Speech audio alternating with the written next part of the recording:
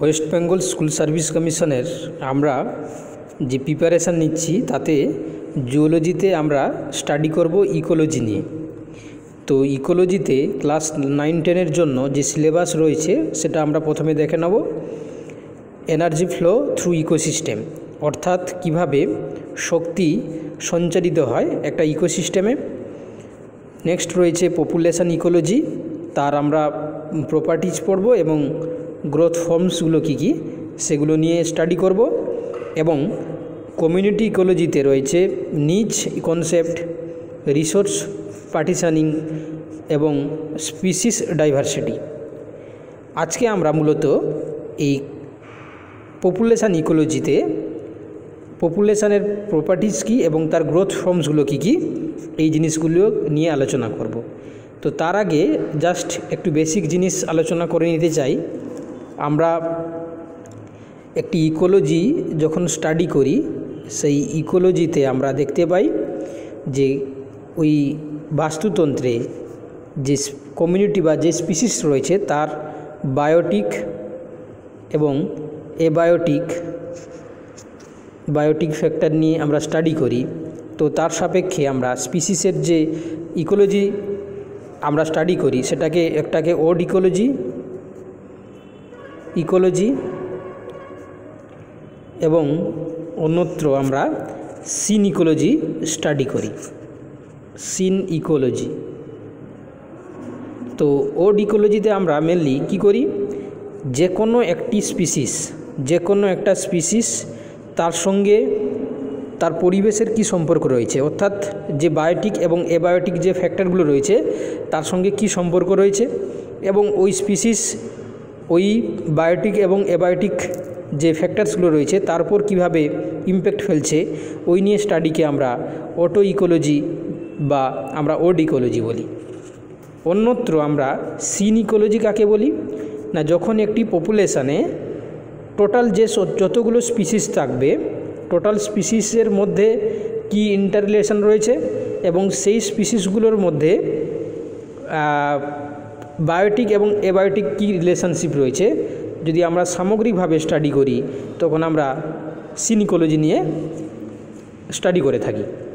এবার একটি ইকোসিস্টেম পরপর হচ্ছে কি যখন বর্ধিত হবে তখন আমরা সেটাকে তার লার্জ ভার্সানটাকে আমরা ইকোসিস্টেমে পড়ি। তো প্রথমে যদি দেখে নিই যে একটি কমিউনিটিতে বা একটি হচ্ছে ইকোসিস্টেমে যে সর্বনিম্ন যে একটি ইউনিট থাকে যেটাকে আমরা অর্গানিজম বলছি, অর্গানিজম বা এটাকে আমরা কি বলছি স্পিসিস হিসাবে চিহ্নিত করছি। অনেকগুলো এইরকম স্পিসিস বা অর্গানিজমস তারা যখন ইউনাইটেড হয়ে একই জায়গায় অবস্থান করে তখন আমরা তাকে পপুলেশান বলি। এই পপুলেশানে তাহলে সেম স্পিসিস কতগুলো একসঙ্গে জোটবদ্ধভাবে রয়েছে তার সামগ্রিক রূপটাকে আমরা পপুলেশান বলি। এইভাবে অনেকগুলো পপুলেশান যখন একসঙ্গে থাকবে তখন তাকে আমরা কমিউনিটি বলি, কমিউনিটি। এবার এই কমিউনিটিগুলো তারা কি তৈরি করে না, তারা ইকোসিস্টেম তৈরি করে, ইকোসিস্টেম। এবং এইরকম অনেকগুলো ইকোসিস্টেম থেকে বায়োম তৈরি হয়, বায়োম, এবং বায়োম থেকে কি হবে বায়োস্ফিয়ার তৈরি হয়, বায়োস্ফিয়ার তারা তৈরি করে।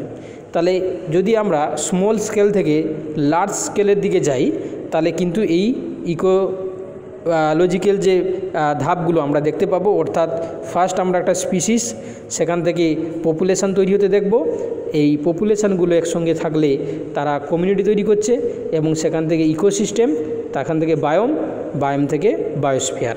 এখানে আমরা জানি এই বায়োস্ফিয়ার আবার লিথোস্ফিয়ার, হাইড্রোস্ফিয়ার, অ্যাটমসফিয়ার, ঠিক আছে। এখানে আমরা দেখতে পাই কি 3টে টাইপস দেখতে পাই, একটি লিথোস্ফিয়ার,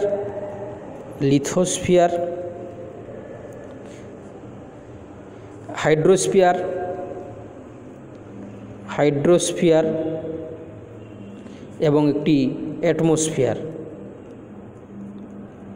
অর্থাৎ যেটা হচ্ছে কি ভূমণ্ডল, বায়ুমণ্ডল এবং যেটা হচ্ছে কি অ্যাটমসফিয়ার অর্থাৎ বায়ুমণ্ডল।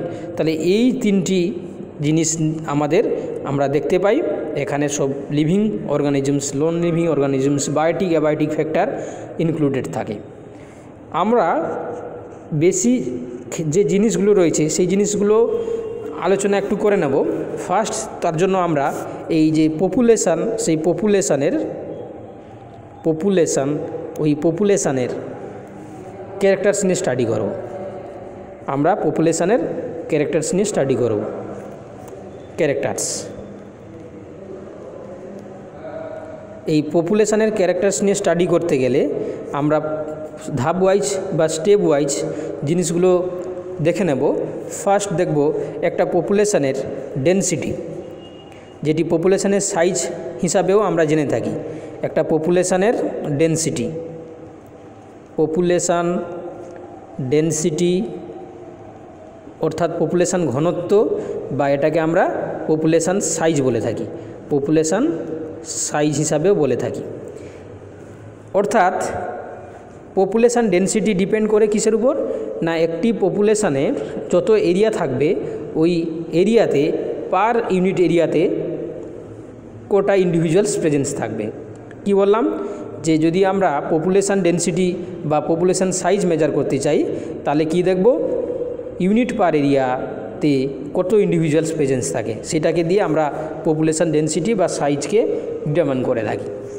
অন্যত্র যদি আমরা দেখি যে বার্থ রেট, আমরা জন্মহার বলে থাকি, জন্মহার, এটাকে আমরা বার্থ রেট। এছাড়া একে আমরা বলে থাকি বায়োটিক পটেনশিয়াল। এছাড়া আমরা বলে থাকি ফার্টিলিটি এবং নেটালিটি। এছাড়া আরও বলে থাকি আমরা নেটালিটি। তাহলে এই সমস্ত জিনিসগুলো যদি আমরা দেখি তাহলে দেখতে পাবো কি, একটা পপুলেশানে জন্মহারটাকে যদি বাড়ে তাহলে পপুলেশান সাইজ বৃদ্ধি পাবে। তো আমরা বেসিক্যালি কী ধরি না, একটা টোটাল পপুলেশানে টোটাল যত ইন্ডিভিজুয়াল জন্মের মাধ্যমে তার সংখ্যাটাকে বাড়াচ্ছে তখন তাকে আমরা বার্থ রেট হিসাবে বলে থাকি। আমরা মূলত একটি পপুলেশানে বার্থ রেটকে পার ক্যাপিটা বা বার্ষিক জন্মহার হিসাবে স্টাডি করে থাকি। তার পার ক্যাপিটা মানে বার্ষিক ক্যাপিটা যদি বার্থ রেট দিয়ে আমরা ক্যালকুলেট করি তাহলে কি দেখতে পাবো না, টোটাল কত নাম্বার জন্মগ্রহণ করছে, আর যদি আমরা ভাগ করি কিসে, ইনিশিয়াল মানে প্রাথমিক কত পপুলেশান ছিল, তাহলে আমরা বলতে পারি যে total number of birth B দিয়ে আমি প্রকাশ করছি, আর হচ্ছে কি প্রারম্ভিক যে পপুলেশান ছিল, প্রারম্ভিক পপুলেশান। তাহলে আমরা কি পেয়ে যাব এখান থেকে? পার ক্যাপিটা বার্থ রেট পেয়ে যাব। তাহলে পার ক্যাপিটা বার্থ রেট যদি আমরা পেয়ে যাই তাহলে সেই পার ক্যাপিটা বার্থ রেট কী করছে? একটি পপুলেশানের সাইজটাকে ইনক্রিজ করবে। তো এবার আমরা দেখব যে নেক্সট ক্যারেক্টার, সেটি মূলত ডেথ রেট হিসাবে আমরা পড়ে থাকি, ডেথ রেট। আর অন্য একটা নাম বলি আমরা মোর্টালিটি, যেটা আমরা মৃত্যুহার বলে থাকি, মৃত্যুহার। এবার এই মৃত্যুহার আমরা সেই একইভাবে একটি পপুলেশানের যত সংখ্যক জীব মৃত্যুবরণ করছে বা তার মৃত্যুর মাধ্যমে সংখ্যা হ্রাস ঘটছে তার মোর্টালিটি বা ডেথ রেট আমরা মেজার করি। এবার এটিকে যদি আমরা বার্ষিক হিসাবে ধরি তাহলে পার ক্যাপিটা যদি আমরা পার ক্যাপিটা ডেথ রেট ধরি তাহলে আমরা কি করি? এখানে total number of death by আমরা কি লিখব? ইনিশিয়াল পপুলেশান অর্থাৎ প্রারম্ভিক পপুলেশান দিয়ে যদি আমরা ডিভাইড করি তাহলে আমরা মানটি পেয়ে যাব। এবার নেক্সট যদি আমরা দেখি যে একটি পপুলেশানের আর কি বৈশিষ্ট্য রয়েছে না, আমরা একটা পপুলেশানের গ্রোথ রেট যদি আমরা মেজার করি সেখান থেকে বলতে পারবো ওই পপুলেশানের সাইজ বাড়ছে না সাইজ কমছে। তাহলে নেক্সট যে 4 নম্বর ক্যারেক্টার দেখতে পাই তার নাম কি গ্রোথ রেট। গ্রোথ রেট, এই গ্রোথ রেট আমরা কিভাবে পাবো না, একে মূলত আর দিয়ে প্রকাশ করা হয়, স্মল আর। একে আমরা স্মল আর দিয়ে প্রকাশ করি, স্মল আর দিয়ে আমরা একে প্রকাশ করি গ্রোথ রেটকে। তাহলে আর ইকুয়াল টু আমরা বলতে পারি বি মাইনাস ডি। তাহলে বি বা ডি কি কাকে বলে, তাহলে এখানে আমরা দেখলাম বি হচ্ছে কি per capita birth rate, per capita birth rate, আর হচ্ছে কি ডি সমান হচ্ছে কি পার ক্যাপিটা ডেথ রেট। এটাকে যদি আমরা যদি এর সংখ্যা দেখে আমরা বা এর মান দেখে আমরা বলতে পারি কি যে এই আর যদি সাপোজ আর এর মান আমরা যদি এই যে গ্রোথ রেট জন্য সাপোজ আর গ্রেটার দেন যদি 0 হয়, 1 নম্বর কন্ডিশান, তাহলে সেক্ষেত্রে আমরা কি বলবো যে পপুলেশান ইজ এক্সপোটেন্সিয়াল গ্রোথ বা জিওমেট্রিক গ্রোথ, বা আমরা বলতে পারি গ্রোথটা ইনক্রিজ করছে। তাহলে কখন হবে এটা না, যখন এই বি গ্রেটার দেন ডি হবে, তাহলে তখন আমরা কি দেখতে পাবো পপুলেশান এক্সপোটেন্সিয়াল গ্রোথ বা জিওমেট্রিক গ্রোথ দেখতে পাবো আমরা, ইনক্রিজ করবে, ইনক্রিজ পপুলেশান সাইজ।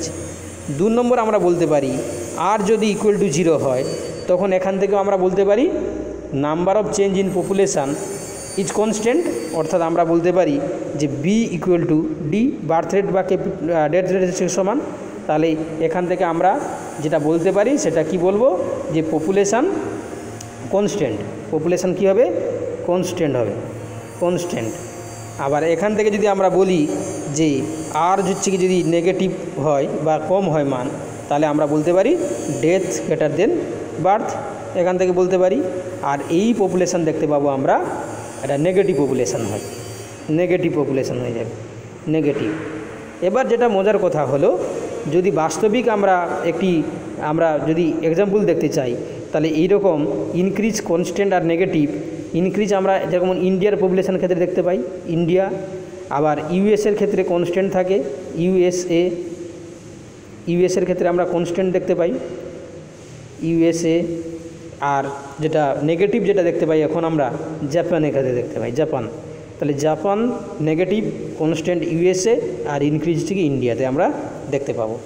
এবার আমরা পরপর নেক্সটের দিকে চলে যাব, আরেকটা জিনিস পড়বো। তাহলে আমরা গ্রোথ রেট 3টি, তাহলে এই যে জিনিসটা আমরা পড়লাম এটাকে বলা হয়, আরটা হচ্ছে কি ইন্ট্রিনসিক গ্রোথ রেট। তাহলে এখানে আর equal to intrinsic growth rate, growth rate. এবার এমনি যদি পপুলেশানে গ্রোথ রেট ডিটারমাইন করতে দেয় তাহলে আরও সূত্র কিছু আছে আমরা দেখে নিব। তাহলে growth rate equal to del N by del T. Okay, টাইমের সাপেক্ষে আমরা বার করতে পারি। আবার পার্সেন্টেজ গ্রোথ রেট যদি কোনো একটি পপুলেশানের ডিটারমাইন করতে দেয়, percentage growth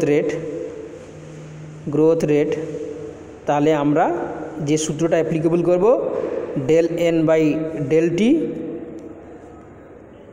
by N0 into 100 দিয়ে আমরা মাল্টিপ্লাই করে দিলে এর মানটা কী পেয়ে যাব, আমরা পার্সেন্টেজ অফ গ্রোথ রেট পেয়ে যাব। পার্সেন্টেজ অফ গ্রোথ রেট আমরা এখানে মেজার করতে পারব। এবার নেক্সটে চলে যাব, আমরা দেখে নেব যে একটি মোর্টালিটি, নেটালিটি এবং ইমিগ্রেশনের মাধ্যমে যদি পপুলেশান যদি তার সংখ্যা ইমিগ্রেশন এবং ইমিগ্রেশন দেখতে পাই, তাহলে একটা পপুলেশানের সাইজ কেমনভাবে পরিবর্তিত হবে এবং কেমনভাবে কমতে থাকবে। আমরা পপুলেশান ডেনসিটিটাকে এন দিয়ে প্রকাশ করি, পপুলেশান ডেনসিটি এটা আমরা এন দিয়ে প্রকাশ করি। এবার এই পপুলেশান ডেনসিটি যখন নেটালিটি অর্থাৎ বার্থ রেট বা জন্মহারের মাধ্যমে ইনক্রিজ করছে, নেটালিটি যেটা আমরা ক্যাপিটাল বি দিয়ে প্রকাশ করছি, আবার তাহলে এটা বলতে পারি এটা প্লাস সাইন। আবার এখানে আমরা যদি দেখি যে মোর্টালিটি বা যেটা আমরা ক্যাপিটাল ডি দিয়ে প্রকাশ করি, মোর্টালিটি অর্থাৎ মৃত্যুহার যেটা আমরা ডি দিয়ে প্রকাশ করি, তার মাধ্যমে পপুলেশনের ক্ষেত্রে জন্মহার কমছে। তাহলে এই জন্য আমরা তীর চিহ্নটা বাইরের দিকে দিয়েছি, এখানে তীর চিহ্নটা ভেতরের দিকে রয়েছে। আর যদি পরিযান হয় অর্থাৎ বাইরের দিকে চলে গেল, তাহলে সেটাকে আমরা কি বলি? ইমিগ্রেশন। তাহলে ইমিগ্রেশন যদি হয় তাহলে নেগেটিভ হবে, ইমিগ্রেশন যেটাকে আমরা ই দিয়ে প্রকাশ করি। আর ইমাইগ্রেশন অর্থাৎ বাইরে থেকে একটা পপুলেশনে সদস্য সংখ্যা বাড়তে পারে, ইমাইগ্রেশন। তাহলে সেখানে কি হবে? ইমাইগ্রেশন। তখন এটাকে আই দিয়ে প্রকাশ করি এবং তার সাইনটা হয়ে যাবে কি? প্লাস হয়ে যাবে। কেন? যেহেতু সদস্য সংখ্যা ঢুকছে, তাহলে তখন আমরা এই যে 4টি ফ্যাক্টর যদি দায়ী থাকে তার ক্ষেত্রে সূত্রটা আলাদা হয়ে যাবে। তখন আমরা যে সমীকরণটার মাধ্যমে বার্থ রেট নির্ণয় করি বা পপুলেশন ডেনসিটি নির্ণয় করি, তখন n+1 t+1তম সময়ে, তাহলে যখন প্রাইমারি ছিল TNT, তার সঙ্গে বার্থ রেট প্লাস ইমিগ্রেশন এবং death rate D plus immigration, এটাকে আমরা মাইনাস করে দিলে আমরা কি পেয়ে যাব? পপুলেশন ডেনসিটি আমরা নির্ণয় করে নেব। এবার নেক্সট যে পয়েন্টটা আমরা পড়ব, সেটা একটা পপুলেশনের যে সদস্য সংখ্যা রয়েছে তাদের বয়স অর্থাৎ এজ এবং এদের সেক্স রেশিও অর্থাৎ লিঙ্গ অনুপাত এর উপরে হচ্ছে কি অনেকটা ডিপেন্ড করে। তাহলে লিঙ্গ বৈষম্যতা এবং বয়স একটি পপুলেশনের বৈশিষ্ট্য আমরা ধরে থাকি। কীরকম না, যদি একটি পপুলেশানে আমরা এজ কিংবা সেক্স এজের সংখ্যা দেখি, এজ, তাহলে আমরা 3 প্রকারের এজ দেখতে পাই। একটি হচ্ছে কি রিপ্রোডাক্টিভ, প্রথমে বাচ্চা যারা তারা হচ্ছে প্রি রিপ্রোডাক্টিভ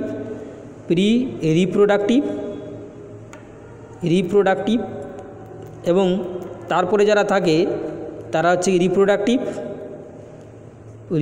মানে প্রজননক্ষম, এটা প্রাক প্রজননক্ষম। রিপ্রোডাক্টিভ আর যারা বৃদ্ধ হয়ে যায় তাদের ক্ষেত্রে আমরা কি বলে থাকি? পোস্ট রিপ্রোডাক্টিভ, তারা প্রজনন ক্ষমতা হারিয়ে ফেলে। এবার এদের সংখ্যার উপর ডিপেন্ড করবে একটা পপুলেশনের তার ডেনসিটিটা কেমন। না, এর উপর আমরা যদি দেখি তাহলে এখানে 3টি ভাগ দেখতে পাবো। একটা এক্সপেন্ডিং, একটা স্টেবল, একটা ডিক্লাইন। আমরা কি দেখতে পাবো? ডায়াগ্রাম দেখতে পাবো। এটাকে আমরা কি বলে থাকি? না, এজ স্ট্রাকচার পিরামিড অর্থাৎ বয়স পিরামিড, পপুলেশনের বয়স পিরামিড। ওকে, এই বয়স পিরামিডে একটা আমরা দেখতে পাবো যেটাকে বলা হয় এক্সপেন্ডিং বা ট্রায়াঙ্গুলার শেপেড। ওকে, ফার্স্ট যেটা আমরা দেখতে পাবো এক্সপেন্ডিং বা ট্রায়াঙ্গুলার শেপেড। এক্সপেন্ডিং যেটাকে আমরা বলি কি ট্রায়াঙ্গুলার শেপড। তাহলে এক্ষেত্রে আমরা কি দেখতে পাবো? না, এক্ষেত্রে যদি আমরা দেখি যে এখানে প্রি রিপ্রোডাক্টিভের সংজ্ঞা, তাহলে আমরা যদি একটা ইকুয়েশন বানাই তাহলে বলতে পারবো এখানে যে প্রি রিপ্রোডাক্টিভ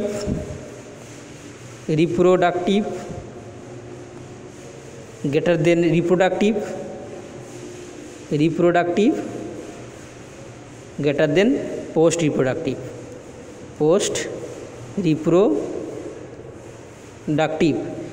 এবার এখানে আমরা কি দেখতে পাবো? তাহলে এই পপুলেশনটা যেহেতু প্রাপ্তবয়স্ক মানে যারা যে অপরিণত বয়সের সংখ্যা বেশি, তার থেকে হচ্ছে কি রিপ্রোডাক্টিভের সংখ্যা কম, তার থেকে পোস্ট রিপ্রোডাক্টিভের সংখ্যা কম। এই জন্য আমরা এখানে দেখতে পাবো কি এক্সপেন্ডিং বা ট্রায়াঙ্গুলার শেপেড আমরা দেখতে পাবো। তাহলে ট্রায়াঙ্গুলার শেপেড দেখতে পাবো। আর এক্ষেত্রে আমরা কি দেখতে পাবো? না, গ্রোয়িং পপুলেশন। তাহলে এখানে আমরা বলতে পারি এটা হবে কি গ্রোয়িং পপুলেশন এবং পপুলেশনটা পরপর দিন প্রতিদিন বাড়ছে, TION, গ্রোয়িং পপুলেশন। এবার দেখব আমরা এই গ্রোয়িং পপুলেশনের ক্ষেত্রে তাহলে এখানে কি হলো না, এখানে আমরা দেখতে পেলাম যে বার্থ রেটটা কিন্তু বেশি হবে, বার্থ রেটটা কী হবে, ডেথ রেট তুলনায় বেশি হবে, এবং আর এর মানটা আমরা কী পাবো, 0 থেকে বেশি পাবো, অর্থাৎ ইন্ট্রিনসিক গ্রোথ রেট যেটা 0 থেকে বেশি হবে। এই জন্য এখানে আমরা কি দেখতে পাবো, এক্সপেন্ডিং গ্রোথ কিংবা জিওমেট্রিক গ্রোথ আমরা দেখতে পাবো, যেটা ইন্ডিয়ার ক্ষেত্রে আমরা বলছিলাম সেটাই দেখতে পাবো।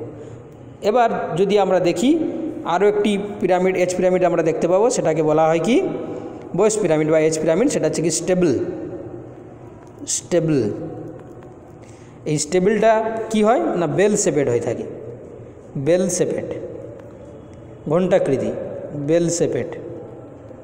কেন না, এখানে আমরা দেখতে পাবো যে প্রি রিপ্রোডাক্টিভ আর যেটা রিপ্রোডাক্টিভ তারা সংখ্যাটা হচ্ছে কি তোমার সেম থাকবে।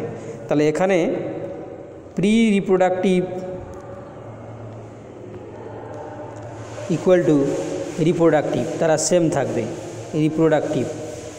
এবং এখানে আমরা দেখতে পাবো যারা পোস্ট রিপ্রোডাক্টিভের সংখ্যা, পোস্ট রিপ্রোডাক্টিভ ফিউয়ার থাকবে, কম থাকবে, সংখ্যাটাই অনেক কম থাকবে। আর এখানে আমরা বলতে পারি যে এই ধরনের পপুলেশন স্টেবল হবে। স্টেবল হলে কেন না, এখানে বার্থ রেট এবং ডেথ রেট সমান হবে, আর ইকুয়াল টু 0 হবে, গ্রোথ রেট এখানে 0 হয়ে যাবে, বার্থ রেট আর ডেথ রেট সমান হবে। এই জন্য এখানে পপুলেশনটা স্টেবল হবে এবং সেখানে আমরা বেল শেপেড কার্ভ দেখতে পাবো। বেল শেপেড হচ্ছে কি আমরা পিরামিড দেখতে পাবো। এবার আমরা 3 নম্বর যেটা বলছিলাম এখানে, যে 3 নম্বর যেটাকে বলা হয় ডিক্লাইন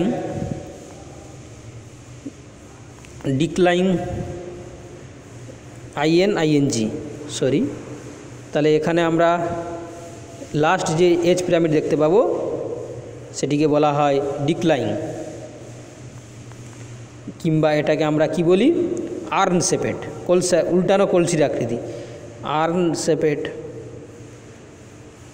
তাহলে এই আর্ন শেপেডের ক্ষেত্রে আমরা কি দেখতে পাবো, এখানে নেগেটিভ গ্রোথ হয়ে যাবে, গ্রোথটা নেগেটিভ হয়ে যাবে, অর্থাৎ এখানে রিপ্রোডাক্টিভের সংখ্যা প্রি রিপ্রোডাক্টিভের বেশি হয়ে যাবে, অর্থাৎ রিপ্রোডাক্টিভ যারা থাকবে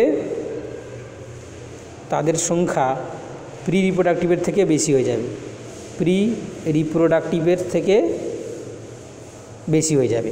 তাহলে এখানে আমরা কি দেখতে পাবো, যে বার্থ রেট তুলনায় ডেথ রেট বাড়বে এবং R<0 হয়ে যাবে, এবং পপুলেশান আলটিমেট নেগেটিভ হয়ে যাবে। তাহলে পপুলেশন হচ্ছে কি নেগেটিভ গ্রোথ দেখতে পাবো আমরা এখানে, নেগেটিভ গ্রোথ আমরা দেখতে পাবো। আর এরকম নেগেটিভ গ্রোথ এখন কোথায় দেখা যাচ্ছে, জাপানে দেখা যাচ্ছে, জাপানে আমরা দেখতে পাবো। এবার আমরা চলে যাচ্ছি নেক্সট যে ক্যারেক্টার্সগুলো সেখানে রয়েছে কিছু, তো সেটা আলোচনা করার পূর্বে আমরা পপুলেশান গ্রোথ কার্ভ দেখব। আমরা এই পপুলেশান গ্রোথ কার্ভটা আমাদের ক্ষেত্রে খুবই ইম্পর্টেন্ট, সেই পপুলেশান গ্রোথ কার্ভটা আমরা আলোচনা করব। পপুলেশান গ্রোথ কার্ভ,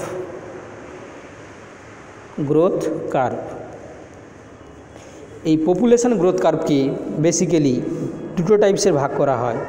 একটিকে বলা হয় এক্সপোনেনশিয়াল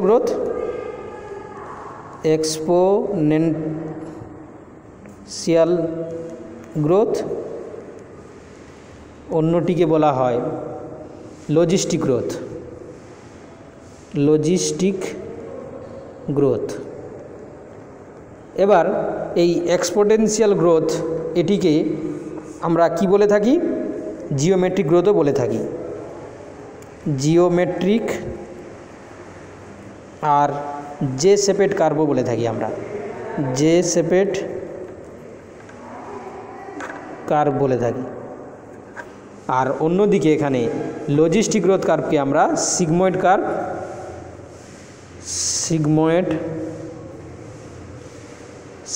কার্ভ বলবো আমরা,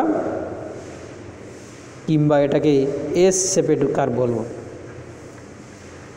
আমরা বেসিক্যালি এই দুটো জিনিস দেখব এখন, exponential growth curve, geometric growth curve বা জে শেপেড, আর এখানে লজিস্টিক গ্রোথ কার্ভ বা সিগময়েড বা এস শেপেড গ্রোথ কার্ভ। এবার আমরা প্রথমে দেখে নিচ্ছি এখানে এক্সপোনেনশিয়াল গ্রোথ কার্ভ। তাহলে এক্সপোনেনশিয়াল গ্রোথ কার্ভের ক্ষেত্রে আমরা যদি একটা পপুলেশানের গ্রোথ দেখি, তাহলে এক্স অ্যাক্সিস এবং ওয়াই অ্যাক্সিস বরাবর যদি আমরা মেজার করি, তাহলে এক্স অ্যাক্সিসটাকে আমরা টাইম দিয়ে মেজার করি আর এদিকে ওয়াই অ্যাক্সিস বরাবর এটাকে আমরা পপুলেশন ডেনসিটি দিয়ে মেজার করি, পপুলেশন ডেনসিটি ঘনত্ব। তাহলে পপুলেশন ডেনসিটির সঙ্গে টাইমের যদি আমরা মেজার করি তাহলে কি দেখতে পাবো, এখানে গ্রোথটা এইভাবে বাড়তেই থাকবে টাইমের সাপেক্ষে। তখন যেহেতু টাইমের সাপেক্ষে গ্রোথ বাড়ছে, তাহলে এখানে আমরা যে গ্রোথ কার্ভটা দেখতে পাবো, সেই গ্রোথ কার্ভে যদি আমরা ইকুয়েশান বানাই, সেই ইকুয়েশানটা কেমন হবে না, এখানে আমরা dN/dt equal to R into B minus D. তাহলে এখানে আমরা বলতে পারি আর ইন্টু বি মাইনাস ডিটাকে আমরা কী হিসাবে ব্যবহার করি না, বি মাইনাস ডিটাকে আমরা এখানে আর নয় এটা হচ্ছে কি এন হবে, ইনিশিয়াল ছিল এন, তাহলে এন ইন্টু আমরা আর বলতে পারি, বা এটাকে আমরা বলতে পারি আর এন।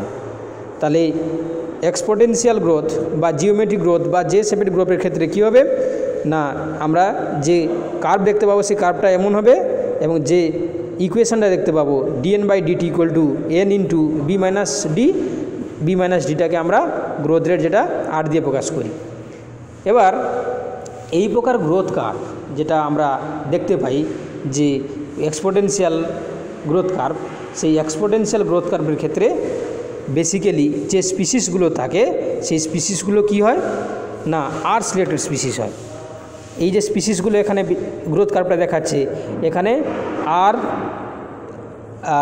সিলেক্টেড স্পিসিস তারা হয়ে থাকে, সিলেক্টেড স্পিসিস। এবার আর সিলেক্টেড স্পিসিস কারা এইরকম করে যে শেপের গ্রোথ কার্ভ দেখাচ্ছে, তাহলে আমরা দেখে নিব যে আর সিলেক্টেড স্পিসিস তাদের ক্যারেক্টার্স কী হয়, তখনই আমরা বুঝতে পেরে যাব কেন তারা যে শেপের গ্রোথ কার্ভ দেখাচ্ছে। না, যারা আর সিলেক্টেড স্পিসিস হয় তাদের মানে রিপ্রোডাক্টিভ রেটটা খুবই বেশি হয়, জন্মহারটা অনেকটা বেশি, তাহলে রিপ্রোডাক্টিভ রেট হাই হবে, রিপ্রোডাকশান রেটটা হচ্ছে কি হাই হবে। আর কি দেখতে পাবো আমরা, এখানে স্মল বডি সাইজ দেখতে পাবো, যে স্পিসিসগুলো থাকবে তাদের স্মল বডি সাইজ দেখতে পাবো, দেহের আকৃতি কম হবে বডি সাইজ।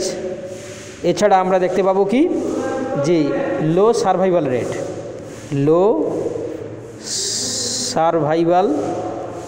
রেট, অর্থাৎ তারা বেশি দিন বাঁচতে পারবে না, এবং তাদের ক্ষেত্রে মিনিমাল প্যারেন্টাল কেয়ার পাবে, অর্থাৎ মা বাবার যে যত্নটা তারা অনেক কম পাবে, এই জন্য বাড়তে থাকবে। মিনিমাম গ্রোথ রেট, মিনিমাম হচ্ছে কি তাদের ক্ষেত্রে আমরা কি দেখতে পাবো, মিনিমাম প্যারেন্টাল কেয়ার দেখতে পাবো। অর্থাৎ আমরা যারা আর সিলেক্টেড স্পিসিস, ধরো একটা ব্যাকটেরিয়া, এই ব্যাকটেরিয়াকে যখন আমরা পেট্রি ডিশে গ্রো করাচ্ছি, প্রচুর খাবার দিয়েছি, তাহলে এরা কি করবে, যে শেপের গ্রাফ দেখায়, কেন ইনিশিয়ালি তাদের গ্রোথ রেটটাকে বাড়াতে তারা এক্সট্রিম পজিশনে নিয়ে যাবে, একটা সময় তারা ওই কার্ভটাকে তারা কিন্তু কি করবে না, তারা মরতে থাকবে, যখন খাবার টাবার শেষ হয়ে যাবে, তখনই আমরা কি দেখতে পাবো না, এই যে শেপের কার্ভটা দেখতে পাবো। কেন না, যেহেতু এরা ক্যারিং ক্যাপাসিটিটাকে ছাড়িয়ে চলে যায়, এই সকল পপুলেশনের ক্ষেত্রে ক্যারিং ক্যাপাসিটিটাকে তারা ছাড়িয়ে চলে যায়, তখন বাসস্থানের অভাব, খাদ্যের অভাব ঘটলে তাদের ক্ষেত্রে মৃত্যুবরণ ঘটে। এবার নেক্সট আমরা যেটা দেখছিলাম, এখানে যারা লজিস্টিক গ্রোথ হয় বা সিগময়েড কার্ভ বা এস গ্রোথ কার্ভ হয়, সেই কার্ভটাকে আমরা কিভাবে দেখতে পাবো। তাহলে লজিস্টিক গ্রোথ কার্ভ বা সিগময়েড কার্ভের ক্ষেত্রে যদি আমরা দেখি, ওই একইভাবে এক্স অ্যাক্সিসকে আমরা কি ধরবো না, টাইম দিয়ে প্রকাশ করব, যেটাকে টি, এবং ওয়াই অ্যাক্সিসটাকে আমরা পপুলেশন ডেনসিটি দিয়ে প্রকাশ করব, পপুলেশন ডেনসিটি, যেটাকে আমরা টি দিয়ে প্রকাশ করি, যেটাকে আমরা এন দিয়ে প্রকাশ করি। এবার এই বরাবর যদি গ্রোথ আমরা কার্ভ দেখি, তাহলে এখানে একটা কি থাকবে না, একটা ক্যারিং ক্যাপাসিটি থাকবে, এবং এই ক্যারিং ক্যাপাসিটিকে কোনোভাবেই এই গ্রোথ কার্ভটা ছাড়িয়ে যাবে না, অর্থাৎ ক্যারিং ক্যাপাসিটি বরাবর রানিং থাকবে। তাহলে এই যে গ্রোথ কার্ভ আমরা দেখলাম, এই গ্রোথ কার্ভকে আমরা যদি ইকুয়েশানে ফেলি, তাহলে সেই ইকুয়েশানটা কেমন হবে না, সেই ইকুয়েশানটা হবে, যেহেতু এখানে ক্যারিং ক্যাপাসিটি রয়েছে, তাহলে dN/dt equal to RN into K minus N by K, এটাকে আমরা কি বলবো, ইকুয়েশানে সাজাবো। তাহলে এই ইকুয়েশানটাকেই আমরা বলতে পারি ক্যারিং ক্যাপাসিটি থাকবে। তাহলে এর বৈশিষ্ট্য কি হবে না, লজিস্টিক গ্রোথ কার্ভ যারা দেখাবে তাদের ক্ষেত্রে রিসোর্স লিমিটেড থাকবে। এক নম্বর হচ্ছে কি রিসোর্স, খাবার যেটা রিসোর্স লিমিটেড, ওখানে ছিল রিসোর্স আনলিমিটেড, এখানে লিমিটেড দেখতে পাবো। 2 নম্বরে আমরা দেখতে পাবো যে এখানে কম্পিটিশান হবে। 3rd আমরা দেখতে পাবো প্রিডেশন, মানে খাদ্য সম্পর্ক থাকবে, প্রিডেশন থাকবে, এবং এখানে ডিজিস্ট হবে। তবে গিয়ে তারা ক্যারিং ক্যাপাসিটিকে ছাড়িয়ে যেতে পারছে না, ডিজিস্ট হয়ে সংখ্যা কমে যাবে। এবং এখানে যে স্পিসিসগুলো দেখতে পাবে, এখানে যে স্পিসিসগুলো, সেই স্পিসিসগুলোকে আমরা কি বলি, এবং সেই স্পিসিসগুলোকে আমরা বেসিক্যালি বলি কে সিলেক্টেড স্পিসি। কে সিলেক্টেড আমরা স্পিসিস বলে থাকি। এই কে সিলেক্টেড স্পিসিসের ক্ষেত্রে আমরা কি বৈশিষ্ট্য দেখতে পাই, তাহলে কে সিলেক্টেড যারা স্পিসিস জন্মাবে তাদের আমরা বৈশিষ্ট্য যদি দেখি, তাহলে এদের ক্ষেত্রে রিপ্রোডাক্টিভ রেটটা লো হবে। তাহলে আমরা যদি এখানে পরপর লিখতে থাকি তাহলে দেখতে পাবো এদের জনন হারটা কম, রিপ্রোডাকশান রেট যেটা সেটা কম হবে। এবং আরও যদি আমরা দেখি এখানে বডি সাইজ যেটা হবে, লার্জ বডি সাইজ হবে, লার্জ বডি সাইজ। আরও কি দেখতে পাবো আমরা, মিনিমাল প্যারেন্টাল কেয়ার পাবে তারা, ম্যাক্সিমাম প্যারেন্টাল কেয়ার পাবে।